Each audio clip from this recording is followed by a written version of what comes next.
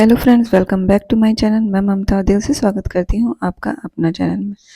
मौसम तो फिर से वैसे ही लौट आया जैसे पहले था, मगर अब दिन में बहुत तेज़ धूप हो रही है। आपके यहाँ कैसा मौसम हो रहा है? ये मौसम बीमारियों का जड़ है। मेरे बच्चे तो इस समय सर्दी जुकाम से थोड़े परेशान हो गए, तो मैंने सोचा क्यों ना उनके लिए कुछ हेल्दी और लड्डू बनाए जाए। अब एग्ज़ाम का भी स्ट्रेस है। मेरी छोटी वाली बेटी को बुखार भी हो गया था, तो मैंने कहा वो खाना भी थोड़ा कम ही खा रही थी, तो उसके लिए कुछ हेल्दी सा लड्डू बनाया जाए। तो आज हम बनाने चल रहे हैं तीसी का लड्डू, जो कि बहुत ही फ़ायदेमंद है। इस वजह से उसको 2 लड्डू मैं रोज़ देती हूँ, एक सुबह और एक शाम। हर जाड़े में मैं 1 बार या 2 बार इसको ज़रूर बना के रख देती हूँ, ताकि वो सुबह शाम एक एक खाया करे। तो तीसी ले लेंगे। मैंने यहाँ पे आधा किलो तीसी लिया है, जिसको कि लो फ्लेम पे करके हम चटकने तक, जब वो चटकने लगे तब तक उसको अच्छी तरह से भून लेंगे। वैसे इसको लो फ्लेम में भूनेंगे और हम उसका बेस बनाएंगे इस रागी के आटे का।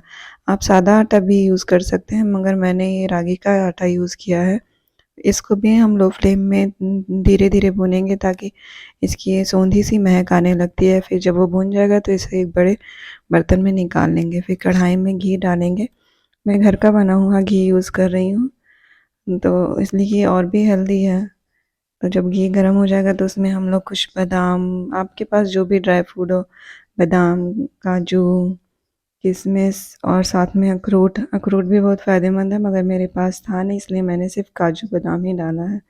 फिर काजू बादाम को अच्छी तरह से भून लेंगे, दोनों को अलग अलग फ्राई करेंगे, क्योंकि काजू और बादाम की फ्राई करने की टेम्परेचर अलग अलग होता है, और ये तो बिल्कुल तुरंत जलने लगता है, इसलिए हमेशा इसे लो फ्लेम पे ही भूनना चाहिए। जब काजू बादाम अच्छे से भून जाए तो उसी कढ़ाई में हम थोड़ा सा गोंद लेके भून लेंगे। गोंद भी बहुत अच्छा होता है, अपने बच्चों को ये ज़रूर देना चाहिए। और फिर ये मौसम तो बीमारियों का घर हो गया है, सर्दी भी है और गर्मी भी है। वो सुबह ठंड लग जा रही है, दोपहर में इतनी तेज़ धूप हो रही है कि पसीना हो जा रहा है, तो बच्चे बीमार पड़ जा रहे हैं। फिर जब गोंद अच्छे से फूट जाए तो उसको हम लोग कढ़ाई से बाहर निकालेंगे।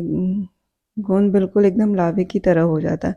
फिर उसी कढ़ाई में घी था, तो मैंने खजूर भी फ्राई कर लिया। खजूर भी बहुत फ़ायदेमंद होता है, ये तो आप सबको पता है। फिर कढ़ाई में थोड़ा सा और घी डालेंगे, साथ में उसमें हम फिर मखाना भी भून लेंगे। जब मखाना अच्छे से भुन जाए तो उसे भी हम पीस लेंगे। फिर मिक्सर ग्राइंडर में काजू और बादाम को अच्छी तरीके से पीस लेंगे। मैंने थोड़ा दरदरा ही पीसा है, थोड़ा थोड़ा क्रंच आता है लड्डू में, तो अच्छा लगता है।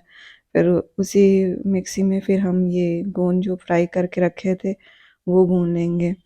तो जब अच्छी तरीके से ये पिस जाए तो इसे भी उसी बर्तन में मिला लेंगे, जिसमें हमने रागी का आटा और काजू बादाम पीस के रखा था। फिर हम मखाने को भी अच्छी तरीके से पीस लेंगे। ये तो तुरंत 1 सेकंड में ही पाउडर हो जाता है। फिर जो तीसी हमने लास्ट में भून के रखा था, उस तीसी को भी पीस के मिला देंगे।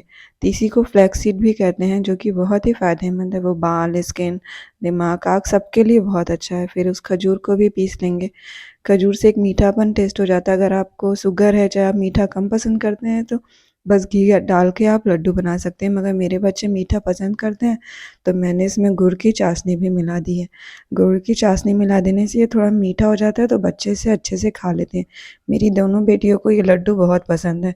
वो सुबह एक एक लड्डू खा के और 1 गिलास दूध पी के अक्सर वो स्कूल चली जाती हैं। फिर उसमें हम डालेंगे घी। ये देसी घी घर का बना हुआ है, इसलिए मैंने भरपूर यूज़ किया है। ये लड्डू बनने में भी आराम होता है, और बच्चे घी वो खाना ज़्यादा पसंद नहीं करते हैं, उनको खिलाने का ये सबसे अच्छा तरीका है।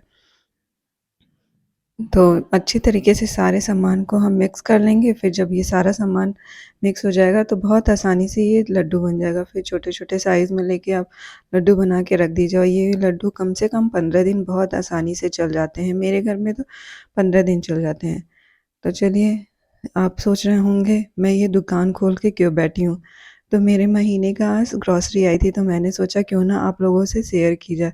कुछ आपको आइडिया मिलेगा और कुछ आप लोग हमें भी आइडिया देंगे कि अगर मैंने कुछ इसमें गलत किया है तो आप ज़रूर बताइएगा। तो ये सब मेरे महीने की शॉपिंग है, जिसमें कि मैंने धूप बत्ती, चाय पत्ती, सर्फ़ पिछले महीने का था, इसलिए मैंने सिर्फ़ 3 ही पैकेट मँगाया। फिर ये रहा फॉर्च्यून का कच्ची घानी का सरसों का तेल, फिर रिफाइंड ऑयल, जो कि यूज़ तो नहीं करना चाहिए मगर फिर भी पूड़ी और पराठा बनाने के लिए ठीक रहता है। और साथ में ये 2 किलो का बासमती का चावल जो कि बिरयानी बनाने के लिए चाहिए। वैसे हम लोग नॉर्मल चावल रोज़ खाते हैं, ये बासमती सिर्फ़ बिरयानी में बनती है। साथ में ये रहा अरहर की दाल भी हमारे महीने में 3 किलो लग जाता है, मगर ठंड में कम लगती है कि ठंड में मटर का निमोना बन जाता है। साथ में काबुली चना, ये रहा मूँग दाल और फिर ये चने की दाल, फिर ये लाल मसूर छिलके वाली, ये सब दाल मिक्स करके अच्छी लगती है कभी। और ये रहा धनिया, धनिया भी मैं घर पे ही पीस के पाउडर बनाती हूँ। ये मेरे हस्बैंड ले आए हैं बरी, उनको बरी की सब्ज़ी खानी थी, मुझे बनाने नहीं आती, इस वजह से वो खरीद के लाए। और साथ में ये मेरी बासमती के लिए बर्तन धुलने के लिए साबुन है, स्कॉच ब्राइट, तो ये तो उन्हीं का सामान है। साथ में ये फ़िनाइल, मैं 2 दिन वो वाइट वाले फ़िनाइल से लगाती हूँ, फिर 1 दिन ये डॉक्टर ब्रांड फ़िनाइल से वो पोछा लगाती हैं। उन्हें डॉक्टर ब्रांड फ़िनाइल की महक बहुत अच्छी लगती है। ये कुछ मंचिंग के सामान जो कि बच्चों ही के काम आने वाली है, बिस्किट, नमकीन, ये प्लेन भुजिया आप लोग को भी पसंद होगी, वैसे ये भुजिया सबको ही पसंद आती है। साथ में ये 2 मैगी के पैकेट कभी-कभी हम लोग खाते हैं। साथ में ये 6 किलो चीनी, मेरे यहाँ चीनी थोड़ी अधिक लग जाती है क्योंकि हम लोग हर ट्यूसडे को हलवा चाय सेवई खाते ही हैं, साथ में मूँगफली और गुड़। तो ये रही मेरी महीने की ग्रॉसरी, कुछ कम होगा, कुछ ज़्यादा होगा।